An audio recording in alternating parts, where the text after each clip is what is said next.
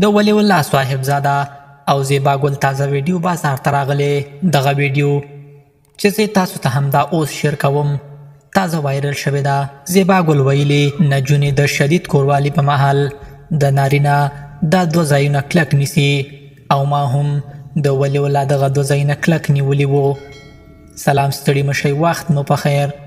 پام مو راګرځوم د افغان میډیا یوټیوب چینل څخه د نن ورځې د تازه او مهمې ویډیو ته. ګرانو کتونکو، دغه ویډیو را سره تر پای پورې وګورئ او د ولی الله صاحبزاده او زیبا ګل هغه لیک ویډیو هم وګورئ چې زه تاسو ته همدا اوس شیر کوم. زیبا ګل وایي نجونې چې کله د شدید او له احساساتو ډک کوروالي په مهال د خپل میړه په غېږ کې وي نو د بدن کنټرول یې له عادي حالات څخه وځي.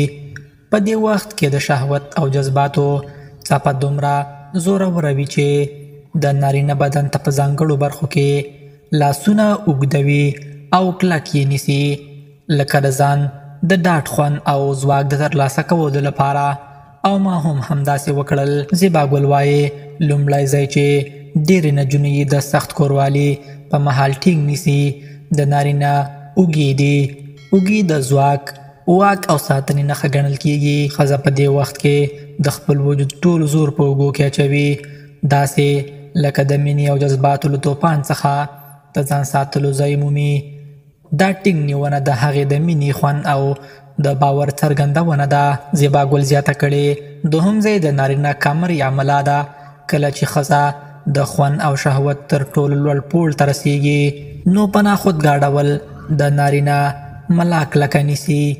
د دې نیونې هدف یوازې د ځان نښلول نه وي بلکې د هغه د حرکاتو کنټرول او د خپل خوند زیاتول هم وي. ښځه غواړي د میړه حرکات له خپل ریتم سره سم کړي او د هغه له فشار او حرارت څخه په بشپړ ډول خوند واخلي. په دې وخت کې د ښځې نیونې یوازې فزیکي نه وي بلکې رواني ژبه هم لري.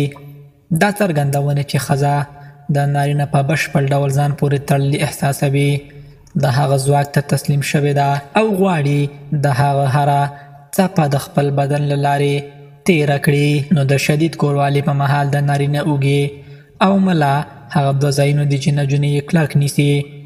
دا نیونې یوازې د شهوت او خوند له امله نه دي بلکې د مینې، باور، تړاو او د دواړو د یووالي ژور احساس هم ورسره تړلی وي.